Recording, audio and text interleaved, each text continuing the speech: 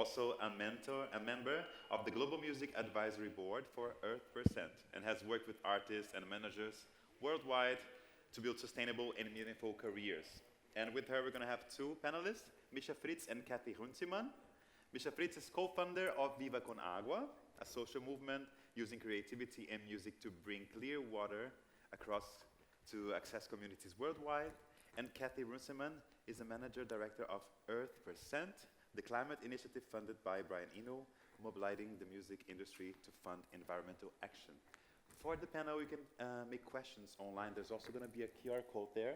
So if you want to have any questions, you can already just scan the QR code and write, and we're going to get live updates, or you just let us know, okay?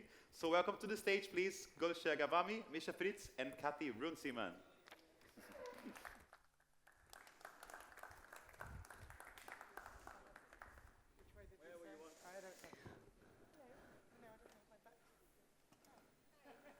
Hi. Oh. Hi, everyone. Music moves us literally and emotionally. It fills stadiums, drives cultures, and shapes identities. But what if that power could do more than move us? What if it could reshape society? How can we use music to repair the world? Today we're sitting with two very inspiring co-founders of two wonderful organizations, proving that it's already happening. Cathy Runciman and Michael or Micha, what do you prefer? Whatever. Okay. As long as you get engaged. Micha. So Cathy is rewiring how music can fund climate action, and Micha has been turning festivals and cultural spaces into engines for clean water access. We're going to find out how it all started, how you're doing it, what obstacles you're facing, and how you keep people motivated and inspired. Cathy, EarthPercent launched with backing from major artists like Brian Eno, and a radical idea of artists pledging part of their income to the planet. How did that idea come together, and what problem were you trying to solve? The idea came together, so Brian has been very engaged in climate as an issue for a long time. He's a founding trustee of an amazing organization called Client Earth, which is lawyers who've given up their corporate gigs and decided to work for a law firm that only has one client, the planet. And he and a number of other good people in music were thinking about the fact that, and I say this with caution, a lot of money flows through music. We absolutely know it doesn't flow in equitable ways, and we know that artists do not take the lion's share of those resources. But the fundamental question was, how would we use the resources and assets of music better in service of the planet? And as one of the outcomes of that, could we generate more funding for amazing organizations, extremely impactful organizations working on climate and nature like Client Earth? And part of the things that I think the group of people that got very engaged with that idea were trying to solve was, first of all, nobody in the world is busier than someone working in music. Like, I still think that. Even I worked in media previously. It's a pretty busy industry, journalists, people running media businesses, but somehow music, people who work in music are like the busiest people ever. Hardest working, busiest people. Maybe not always in ways that are sustainable for the self, but that is a fact. And there are a lot of very good people working in music who would like to do something good for the planet. And increasingly, although I think this is more recent, we launched 5 years ago, but I would say in the last year to two, I think the question for artists in particular of what it means to have a public platform, what does it mean? What is the responsibility that comes with being a person with voice in the world? I think weighs quite heavily is a big question for a lot of people, and they're really thinking about how to use that particular part of the power and influence that they have. So I guess the proposition was, how do we bring all of those ideas together, and how do we make it structurally easy and creatively exciting to put, as I say, those resources and assets of music in service of the planet? And I can dig into any part of that afterwards. Yeah, that's such a powerful model, kind of turning the system inward to fund its own repair. Micha, Viva con Agua has gone from an idea to thousands and thousands of volunteers all over the world, social businesses, water projects. Tell us a little bit about how it started and what made you connect music and water. First of all, I love everything you're saying already. I love the pronunciation. I studied 27 semesters English and history, but my pronunciation always sucked, so sorry for my English. Sorry for my zero German. Yeah, it's okay. Long story short, Benjamin was a professional football player playing for St. Pauli. If you're a footballer, it's the same like being a musician, being a content creator today. You have a platform, and if you have a platform, the bigger the platform, the bigger the responsibility. And he used being a footballer for like trying something social, and it was just a Schnapsidee, we say in German, drinking hard alcohol idea. And at the end, Viva con Agua turned out. It wasn't planned. Nothing we did or created or started or founded was in very planned for a long time or anything. It was a free flow since 20 years, and we supported like 4.5 million people with clean water. And we realized that when we started it, wow, you have to imagine 60%, 70% of the donations come from 60-year-old people. So all the young people, all the people from the music industry, from the arts industry, from the comedy industry, they are not really part of it. About maybe the guys up who really getting the lion part of the money, like you already pointed out. So for us, it was something to how we can inspire young people to get active. And young people, they love music. Everyone loves music because music is a universal language. It connects us. If I go to Kenya, I don't speak Swahili. So if I have a musician with me, an artist, universal language, comedy, dance, sports, I can interconnect. I can't connect with my German. There are boundaries in language, but there are no boundaries in music. And that's the reason why it was happening, but it wasn't planned. We started actually, to be very precise, we started collecting cups on music festival. This was the first idea, and my job was then to get, of course, the musicians to communicate it because they are on the stage. So I smuggled myself into a backstage areas and asked all the musicians if they can make an announcement on stage. And that's how we jumped into the music scene. And at the end of a season, we collected like 1 million cups, which is 1 million euros back in the days, and this is how we created a nice and easy way for volunteers to get engaged, and for the musicians also to be part of it. The cups were just flying on stage, and it was a nice picture, and it was half of a well in Ethiopia supporting 500 people with clean drinking water. And this is because the last thing, and then I stop because otherwise I talk too much, always, sorry for that. But the thing is, at the end, everyone knows that in this world, not everyone has the access to all human rights. If I repeat that, nobody will get engaged. It's like everyone knows it. So we have to show them something which inspires them, gets their attention for 1 second, because you don't have longer with TikTok and stuff. So get them engaged and then do the rest. That's great. You just answered my next question as well. Cathy, I'm going to go back to you. You could have worked in any sector, tech, finance. Why music? What makes it uniquely powerful, do you think, for climate action? I think Micha just touched on it, and I love the way Lindy expressed it this morning. I hadn't heard somebody say it quite like that, but music is humanity's love language. I loved that.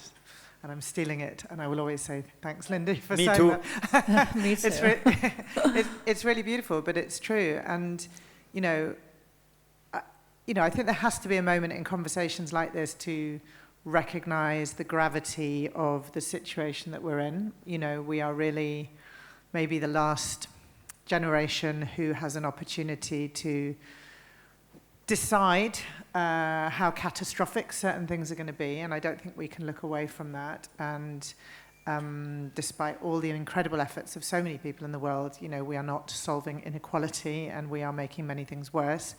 And we have much more clarity about what we're up against, about the challenge to really our freedoms and our futures, and just how much of that goes back to the fossil fuel industry is unbelievable, really. And music, the thing for me about music is just kind of one very basic fact, right? It is not a major environmental harm, music, but it is an absolutely staggering, exponentially good cultural force. And that's a pretty unique intersection to work at. To your point, you know, nobody lives a music-free life voluntarily. It is a language. There we go, the love language. And to be able to work in a space where the harms are not terrible, nor are they irreparable. There's a lot of good things that people can do, right? We now know how to make a tour a bit more sustainable. So for the more powerful artists, for the places where more of the money flows, a lot can be done to improve the environmental impacts of music. But I don't think we want to be 5 years from now saying we sat around, you know, trying to count the sort of carbon emissions of this tiny part of something already not very damaging, when what we could have done is say, how do we unlock this cultural force? How do we support and skill artists to really be advocates for life on Earth? That's what we need people to be, is to advocate for life on Earth. And doing that through music and through the structures of music, and I'll say more about that a bit later on, about structurally how we do that. But it's a very inspiring place to be, and I think it is rich with possibility. Thank you. Coming back to you, Viva con Agua partners with festivals and communities turning cultural moments into clean water. Give us an idea of how that works. Like, walk me through, if I were a festival or an artist, how can I start working with Viva con Agua? When you were talking before answering, because there came a picture in my head, and I was thinking about the moment when Billie Eilish dropped in front of Mark Zuckerberg and all the other rich kids, how much she donated, and that it's not the most, how do you say, inspiring thing to be a billionaire. This is the power of music, that she can speak out like that, and this is also a younger, more female musician, world leader for me, who speaks out like that. And Zach did not like it. No, they don't like it. And sometimes you have to also do things which the structures don't like. And at the end, if it comes to all the structures we're living in, if you put it together, at the end, it's about money and man, if you put it together. No, honestly, this is, tell me, I did with a very smart woman, I did a test, and people could comment on any topic and everything which is not connected to man or money. I have to donate a lot of money, and I did not have to donate any money, because you can connect every problem to it at the end. So, but back to your question, to answer that question, sorry, festivals and musicians can reach out to us. We collect cups on their tourneys, on their festivals. They can be part of Water is a Human Right. They can be part of our impact investments with our social guest house.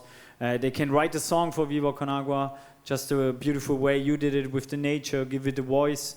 I can tattoo them like Bela B or Milky Chance, so the Viva con Agua logo. So we can, they are so, that's the beauty about working with something which is called social, and working with something that is music, art, or whatever you want to label it, because the possibilities are limitless. And also the energy is in a way limitless, because you love what you do.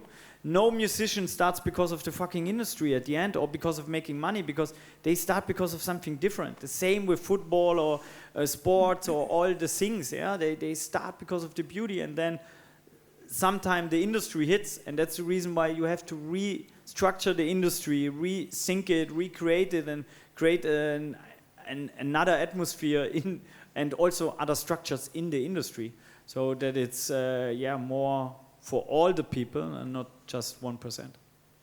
Yeah, that's universally true.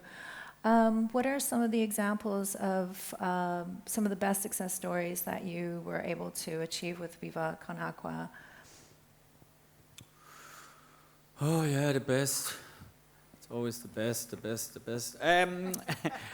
On the one hand, of course, like 4.5 million people who have access to clean water, yes, I take it. It's a good job. And still, we have 560 million people to go. So we are not done. We have to increase our potential on another level to really get the impact.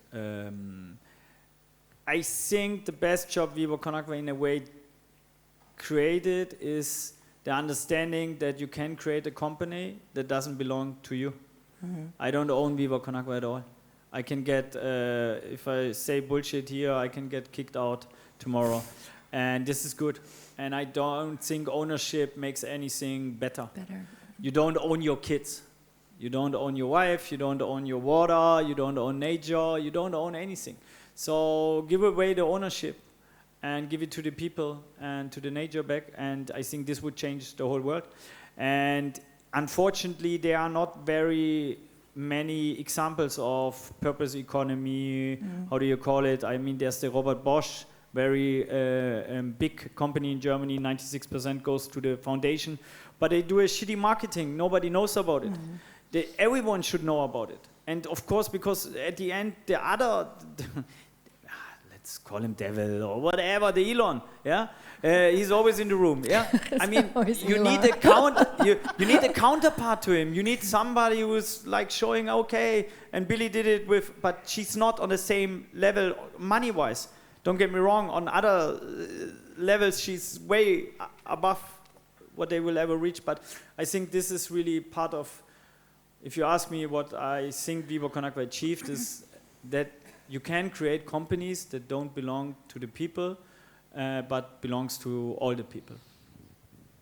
Yeah, I really love that. Did you want to?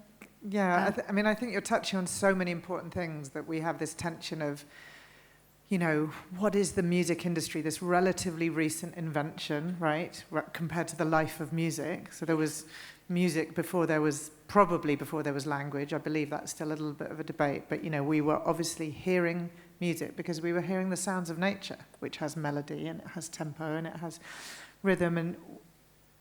And here's this industry that both provides enormous opportunity and helps many more people listen to and experience many more kinds of music, and that's a good thing. But it has done something problematic, which is commoditized the fuck out of, excuse my language, commoditized this like deeply ancient, spiritual, important thing that is physically part of us. It's wired into our brains. And here we've turned it into streaming numbers and chart positions and numbers of awards. And it's, you know, we are all living late stage capitalism's final gasps. And some of that, whatever it will be. But we work, actually, when you're trying to do social purpose and social good with music, you live that tension a lot, right? That you are trying to work in a system that is problematic. By the way, philanthropy is also very problematic. You know, I often say I work at the intersection of two really troubling spaces, but, you know, surrounded by people trying to do good things. But, you know, that's why sometimes I think we have to sort of go back and think, what are we trying to do? So we're asking an awful lot of artists. That's one thing, I think, in the social purpose space.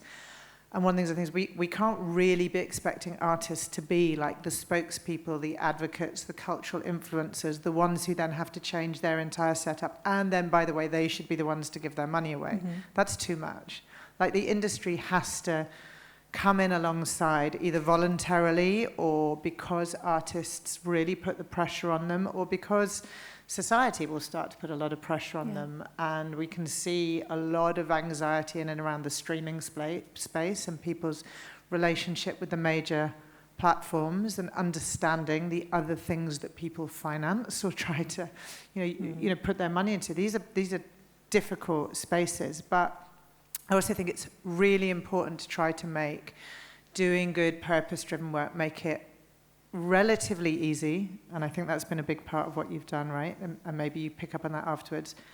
Make it joyous, like this is heavy shit anyway, right? Facing the sort of ecological collapse and the civilizational collapse that might come with it. This is not light stuff. And we are up against these unbelievable, incomprehensible forces trying to hold the vested interests who are trying now really actively to push back on environmental progress. It's the same people and it's the same money who are rolling back environmental progress that are also financing the pushback on women's rights, trans rights, reproductive rights, that are more interested in financing military intervention than they are financing nature solutions. You know, it's big what we're up against. What we want out of music, fans of music, lovers of music and artists, I think, is also to find joy, find the things that music is good for, the connection, the humanity, the shared spaces, and out of that, do good. So the initiative that we've been working a lot on in the last couple of years, which is to make nature, invite the music industry totally, and artists totally voluntarily. This is not done at the level of copyright, but to say, nature is our oldest artist, the oldest musician in the world. Why can't we, within the structures of music, make it possible to recognize and reward nature? So that if an artist uses natural sounds in their music, they can choose to credit nature as a co-recording artist, can share the recording and the streaming royalties. The money goes back into a conservation fund. More people listen to more music that have nature sounds in them. That's good for our connectedness and our well-being. And nature, through music, gets to fund her own restoration and protection. That's a pretty sweet, I think, example of what it can be like for everyone. And whether it's on the industry side or labels or managers or the artists or the people listening to the music, it's been so positive, the response to that. So I think we can be in these spaces. We're in the face of very difficult, very frightening, and very real pressures. We can do things that are meaningful and joyous and positive, and that's music's gift to us.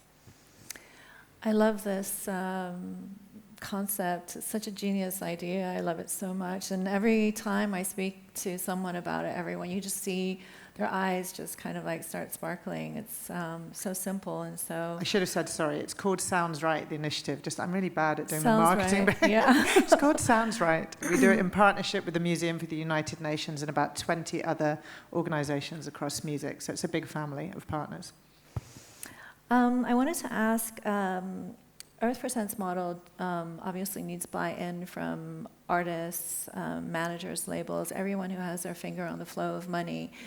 Yeah. How does it work day to day, and what can others here, potentially in the room, promoters, labels, and platforms, learn from the way EarthPercent is working?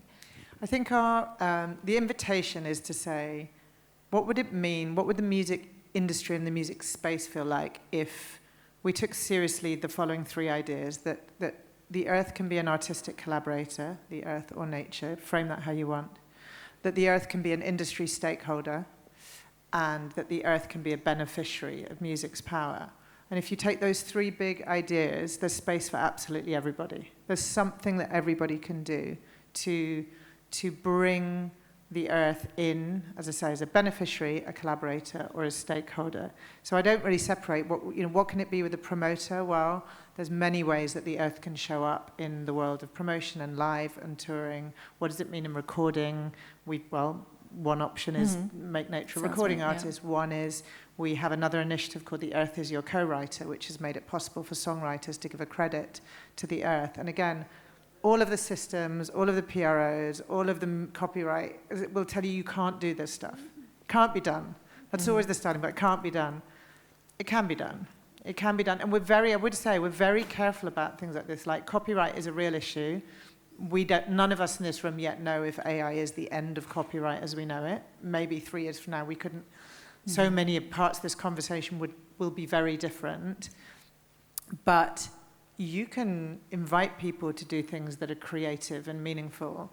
And we had so many songwriters just go, yeah, the earth is my muse, and I want to give a credit. And the system said no, the computer said no, said you can't do this. And we're like, well, let's not do it in copyright. Let's do it as a voluntary scheme. Guess what? Of course you can put the earth into your metadata. Go and have a look at Aurora's last album. She credits the earth on every song and gives a share of her songwriting income. Like so much of this, can be done. But I think if you just hold those three concepts and go, what would it mean for me to collaborate with, include in my business, or make a beneficiary the earth, then there's space for everyone.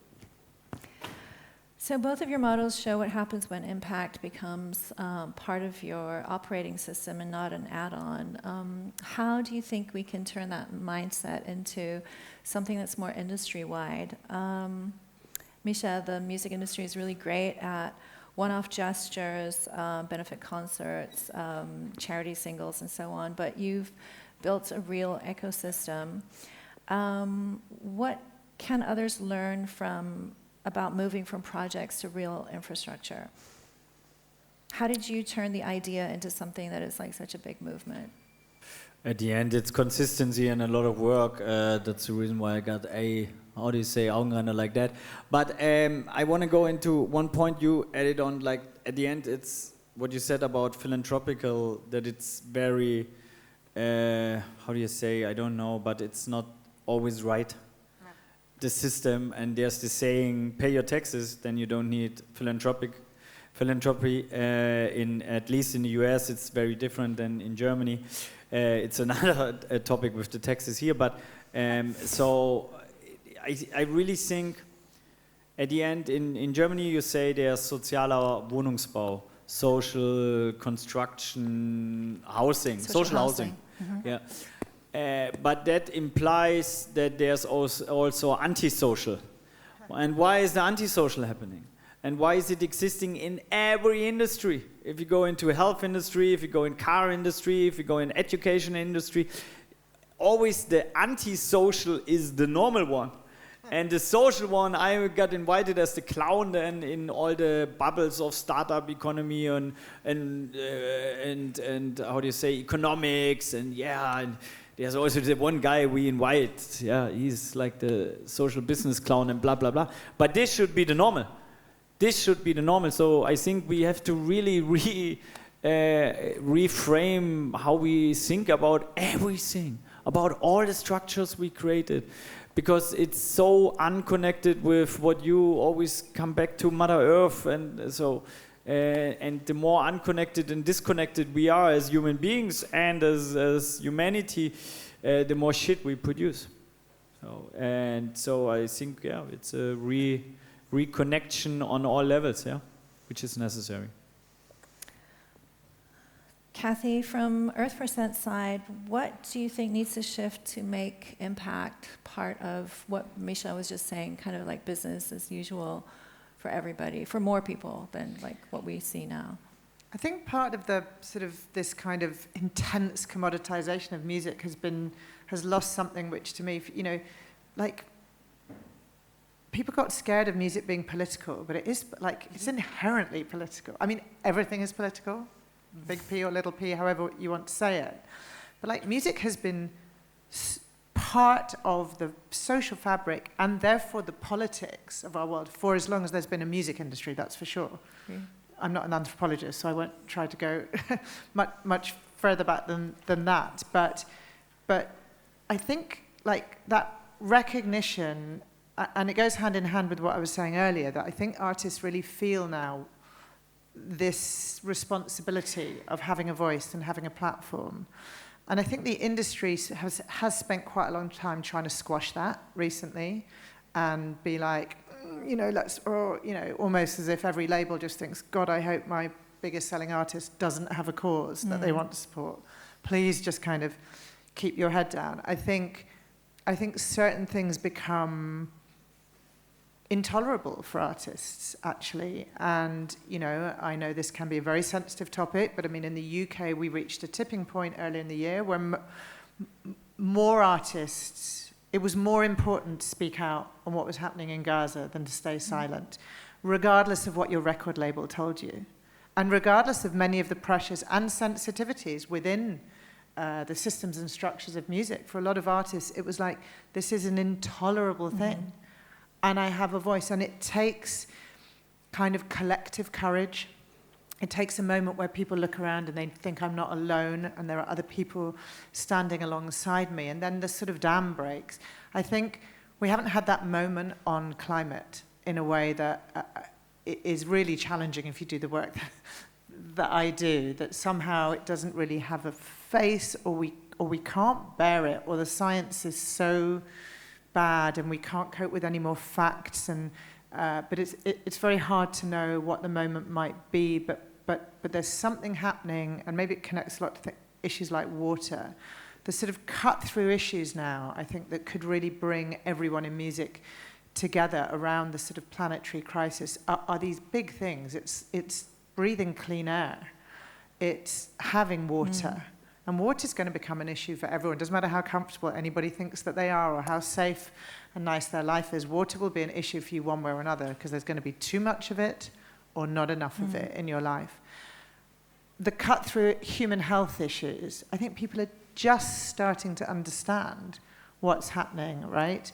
You know, microplastics in everything, the absolute straight-line decline of human fertility. Like, it's a wild situation to be in.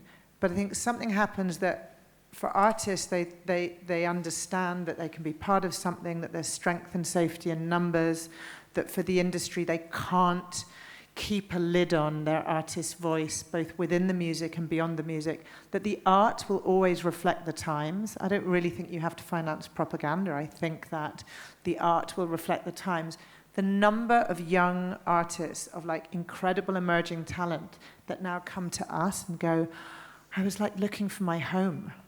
Where do I belong? Like, my next song is about a climate justice issue, or I'm singing about breathing clean air, or I've made this music with nature. People are doing this. There's a whole generation of artist advocates for life on Earth. I think I've wildly not answered any part of your question, but I was into it. No, this is great. I love listening. So sorry. I lost the thread completely. But Go for it. Bring it back, something sensible. No, you're still on. He's going to do the same. Well, I guess maybe we can take a few questions from the audience, or ask who works with a label, festival, or platform, and what do you think it would take to embed something like this into your operations without it being kind of like without it being a side project? If anyone has any ideas. Yeah, I'd love to know. Thanks. I'm not in one of those organisations you just mentioned, but I am from the music industry news reporting platform musically.com, and Cathy, I've spoken to you before.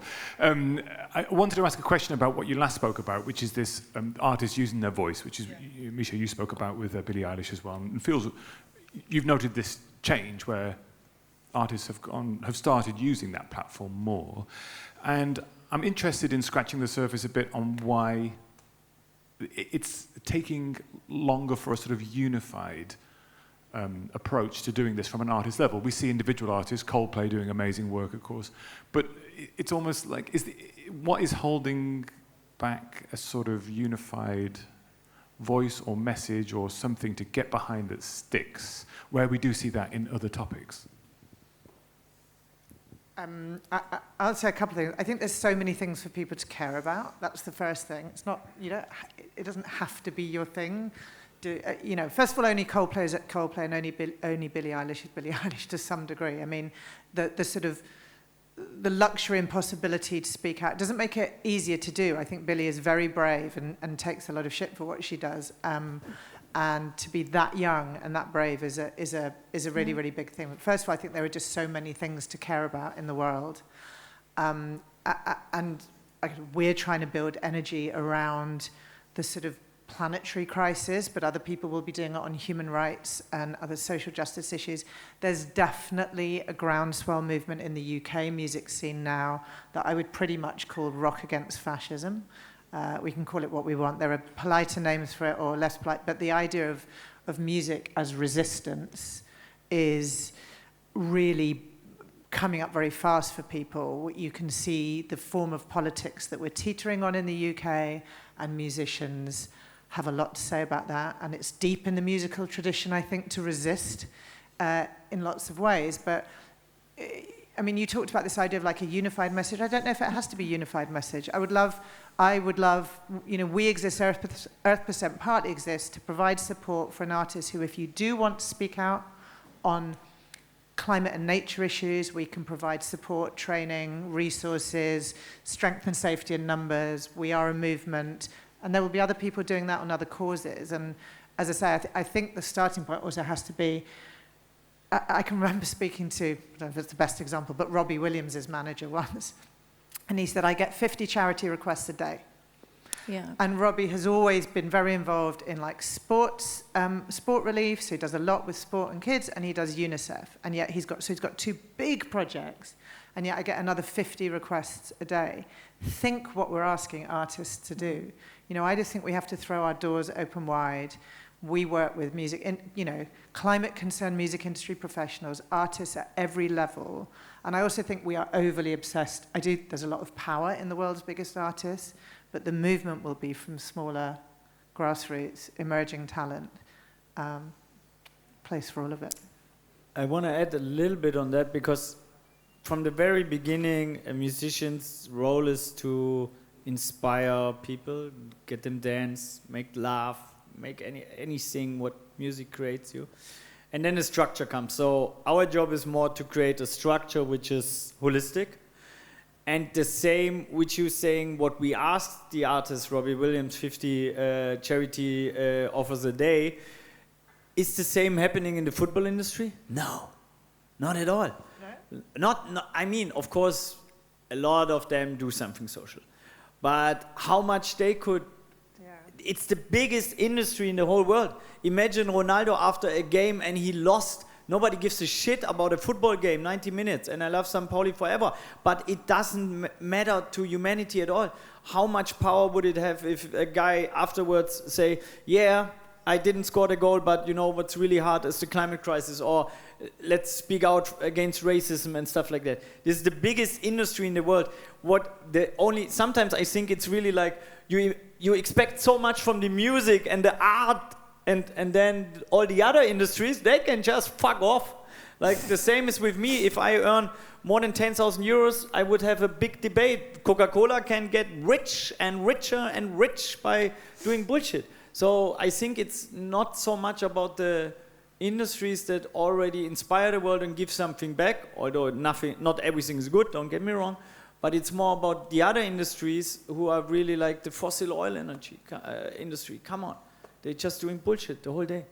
So it's, I mean, this is, I think, more the discussion level we should have, instead of pointing at these who are already doing a lot. And I don't get it like that, but yeah. Yeah, I mean, and also, again, we have to sort of really think about an artist's life, right? How demanding it is. So what are we doing? Sometimes make it easy. One of the biggest actions we did recently was inviting artists to sign the petition against the Rosebank oil field in the UK, which that will be it's our biggest unexploited reserves of oil and gas, and our current government looks set to be about to approve its exploitation despite its manifesto promises. It was very straightforward. I was surprised the number of artists that wanted to sign it. It was almost like, give me something I can do. Tell me the place to lend my name if it's useful. The campaign trying to prevent that oil and gas field being developed, the Stop Rosebank campaign, who had organised multiple open letters from faith leaders, from parents and schools groups, from environmental charities. Which was the one that got the press coverage? It was the one signed by, Robert Smith and Massive Attack and Brian Eno and these people. That's the power of music. The fact is, we do live in a world where people are very interested in what artists and cultural figures have to say. So if we can work with those people in ways where they feel supported, where we make it relatively easy, where, as I say, they're not singled out, but they're part of something bigger, so they have that strength and safety in numbers, then I think we can do a lot. And I think there's a lot of will there. I don't think we're making it easy for artists always, and I think we're expecting a lot. And they need support. Artists need financial support, emotional support, well-being support, if we're going to also ask them to be our life advocates. And also from a perspective of an NGO, I know that a lot of artists I'm working together get the 50 charity offers a day also. And they are not simple, sexy, social, and structural. And you have to come up with simple, social, sexy, structural ideas to make it easy for the artists to participate. Because otherwise, we all have a life, and it's complicated. And like Nina Chuba is singing, we are all doing that for the first time. So it's not that easy. We are not that experienced. So I really think make it simple for people to join in. We don't have that much time left, unfortunately, so I'm going to leave it up to you. I have 2 more questions. I was going to ask about fans as change makers and barriers and challenges. Which question would you rather focus on? Would you rather go on, Cathy? I hate challenges. It's full of, so I didn't get the other question, but I take the other one. Fans as change makers. Viva con Agua has the most active volunteer base. How do you activate the fans? What keeps them inspired and motivated? I mean, all of this music would not exist without fans anyway, so they're also a super important part of the conversation. What do you do to speak to the fans and bring them into, this ecosystem that you're building? First of all, never call them fans. Secondly, make it as simple as possible to get them engaged. It's like we're working with a lot of artists. We're having this art gallery festival inside the arena of St. Pauli, working with 5,000 artists all over the world. Give them the canvas they need, give them the paint they need, and then shut the fuck up and get out of the way. I think this is how you should work with people. Don't tell them what to do, when to do, and how to do it, but give them the possibilities to do something. And this doesn't matter if you're an educational system, if you're a CEO of a company or doing an NGO, and come up with very all-profit ideas. I mean, we just have 15,000 volunteers because they get the ticket for free for the festival to collect cups voluntarily on a music festival where they hang around, want to have sex, drink alcohol, do whatever they want, like all other human beings there, and make it simple for them and accept that they want to have a good time and offer them the good time and make it easy. So we have to create new structures that make it simple, social, sexy, structural. Cathy, what about you? How does EarthPercent involve fans? So I wouldn't say that's our speciality. We work with partners like Music Declares Emergency, who I think do a great job at activating fans. But I think when we talk right back at the beginning, when I was trying probably slightly incoherently to summarize what we do, I talked about this idea of using the resources and assets of music in service of the planet. When we think about what those resources and assets do, the space of live music is amazing. So festivals are the backdrop to reimagining other worlds, which is an incredibly powerful thing. But even on the biggest, most commercial tour, there are spaces, there are screens, there are opportunities for messaging before a concert, there are spaces outside the concert, and that's what people like Billy does very well with her eco-village that's sort of around the tour. That's where Music Declares will have stalls at festivals as a way to kind of engage people. And so I think that really matters, and actually in some ways that can take some of the pressure off the artist. We're not necessarily saying to an artist that while you're on stage in your beautifully designed, carefully worked out concert, you have to say something at that moment. But using the spaces of live music, especially for that moment when, all the neuroscience tells you people have had this incredible collective euphoric experience. That's very powerful, that sort of emotional space that people are in, either before, during, and after an amazing concert. We know that there's a lot that can be done there. I also think one of the other really important things, there is a very important part of why we're asking a lot of artists at this moment, is because they hold one of the last trusted relationships in the world with the people who love their music. So we don't trust the media, we don't trust corporations, we don't trust government, we don't trust big NGOs. All of the research will tell you that. People have an incredibly special and trusted relationship with artists and other cultural influencers whose work they follow. And that is, in a shrinking space, that is incredibly powerful, which is why I think so many people are interested in what can we do with artists to use that relationship, that trusted, engaged relationship for good. If both of you could change one thing tomorrow, policy, structure, or mindset, what would it be? Just really quickly, because we have to probably take some questions from I the mean, my only audience. policy demand is phase out fossil fuels. That's You, Micha? Wall Street gets Water Street and take all the shares and give it to nature. We have all the solutions. We have all the ideas. We have all the knowledge, the technologies. We have everything. We just get our job done. Yeah. We've got artists, managers, promoters, technologists, and fans in this room. Imagine your next release, tour, or platform. What could it look like if you baked in purpose, social purpose from the start? If you have any ideas that you'd like to share with us, we'd love to hear them. There's hopefully the Q&R code for Q&A. We have, I think, 3 more minutes. Like, what if every ticket sold, every piece of merch sold had purpose baked into it and embedded impact? What could that look like?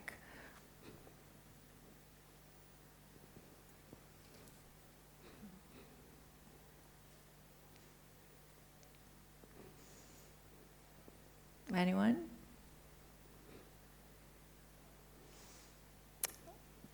Okay. Sure. Like, what could you start doing differently just next week? No, I have Monday? a friend that is just starting this. He's a very active DJ that travels a lot and just trying to now implement that from each gig is going to be donating 6%. And then bond with people and choose associations for that. So I think this is a minor step. But I think also as me as an artist, I'm such a small act that I always think is hard. But actually, if we all do a bit, this is where change starts, right? To then inspire the big people. I like what you said, that actually, you said that it's going to start actually from the small acts, from the grassroots. And I think this is how we can dictate the change. By smaller actions, inspiring each other to then, who knows, inspire people that have a lot of money. So and it really matters that no matter what, I hate categorizing people by perceived success levels or size, but it doesn't matter where you are in music in the space. Being part of the demand for things to be better really matters, because the most disheartening conversation I ever have in the industry is when I speak to somebody very powerful in a label, let's say, and they say, I just don't hear people asking for this. And it makes me want to weep, because I think people really do care and they do want it. So it may not be, if you don't make profit off your touring, I don't want to ask you to give money, right? I know how hard it is to make money. But if you do make money, if you feel that you make enough, or if you think you could bake something in, great. But you could be just as powerful saying to the people around you, every promoter, every venue, everyone that you work with, just say, are you doing anything to include the earth or any human rights project or social justice project in what you do, so that they can never say to people like us, I just don't think there's any demand for this. Totally, yeah, to pair up actually with the venues, with the promoters, the festivals that are hiring you to do the same. That's when everybody does have a voice. Yes. And if we just ask for it to be different, I think you'd be amazed how quickly it could be different. Yes. Thank you. So yeah, music can be a force for infrastructure. We have the proof of concept here. Cathy and Micha are doing it. The models exist. The question is, who's ready to build with you guys and the other ones who are doing the good work? Thank you for being here, and thank you for everyone else who attended. Thank you. Thank you. Thank you, Golce Cavani, Micha Fritz, and Cathy Runciman for this inspiring talk. We're going to have a little changeover break, and at 2:10, we come back with Club Culture 2.0, Healthy and High on Life. See you there.